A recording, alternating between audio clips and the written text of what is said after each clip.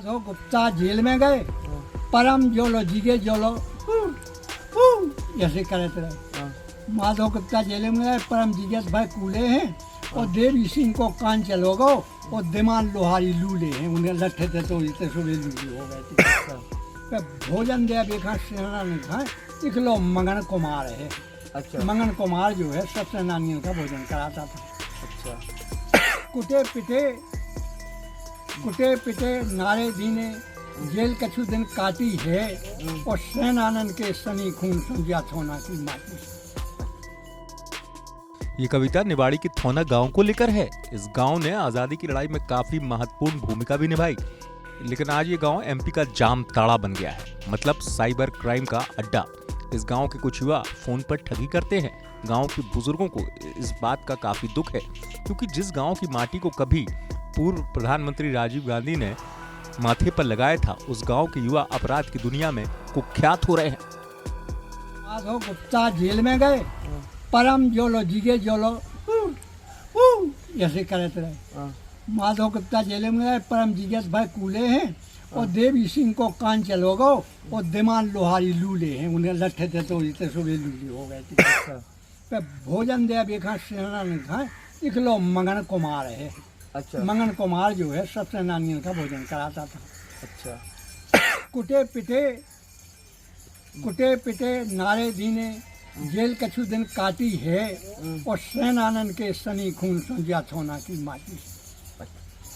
इन्हें अपना शीश नवाया था और थोना की माटी दिल्ली मंगवा के राजीव गांधी ने माथे तिलक लगाया था। किससे मंगाई थी ये माटी? ये माटी जो है लेवे के लाने नेता आए थे, सो यहाँ से कलसा में ले गए थे और जाके दिल्ली ले गए थे। किन नेताओं के पास गई थी थोना की माटी? थोना की माटी उस समय राजीव गांधी प्रधानमंत्री थे और जवाहरलाल नेहरू जो है समाप्त हो गए। समाप्त राजीव गांधी। यूपी बॉर्डर पर मौजूद ये गांव साइबर अपराधियों के लिए मुफीद होता जा रहा है, क्योंकि जब पुलिस छापेमारी करती है तो आरोपी यूपी भाग जाते हैं, लिहाजा पुलिस वालों को खाली हाथ ही लौटना पड़ता है। स्थानीय पुलिस अधिकारियों की माने तो आरोपी दूसरे राज्यों और जिले के लोगों को ठगी का शिकार बनाते हैं, लिहाजा दूसरे राज्यों की पुलिस कई बार आती है और स्थानीय पुलिस की मदद से आरोपियों को गिरफ्तार करती है। यहाँ पर बाहरी जिलों से, अदर स्टेट से पुलिस आती है और बताती है कि मोबाइल से पर फ्रॉड किया गया है। इस प्रकार के अपराध यहाँ पर इस जिले में तो पंजीबद्ध नहीं हुए, इस थाने में पंजीबद्ध नहीं हुए, बल्कि अदर राज्य में, अदर स्टेट्स में और अदर जिलों में हुए हैं। तो इस प्रकार की ठगी के लिए आते हैं और पुलिस कार्रवाई करती है, वैधानिक कार्रवाई करके चली जाती है। जी। तो क्या पकड़ पाते हैं या किस तरीके का रहता है?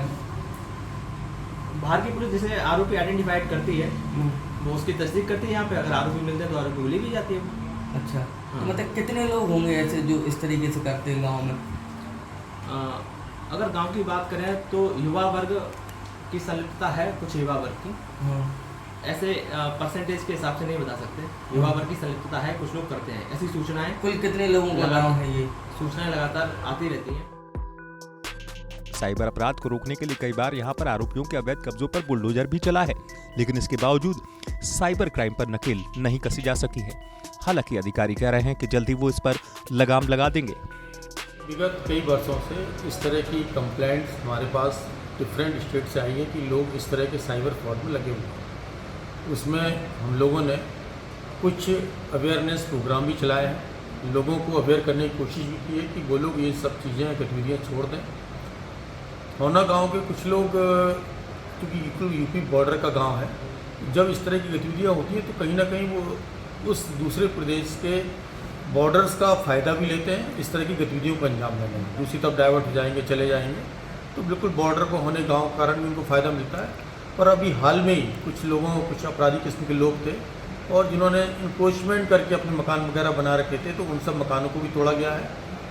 हम दोनों एंड पे काम कर रहे हैं, जहाँ पर एक तो उनको समाज की मूल धारा में आने के लिए हम लोग उनके खिलाफ स्ट्रॉन्ग एक्शंस भी ले रहे हैं, उनके खिलाफ प्रिवेंटिव एक्शंस भी ले रहे हैं। दूसरा, अवेयरनेस प्रोग्राम के माध्यम से भी उनको मेन स्ट्रीम में लाने का काम किया जा रहा है। सर, ऐसा कहा जाता है कि इस गांव के तकरीबन 80 से 90% लोग अपने रोजगार के साधनों को लेकर इसी तरह के क्राइम में इन्वॉल्व रहते हैं।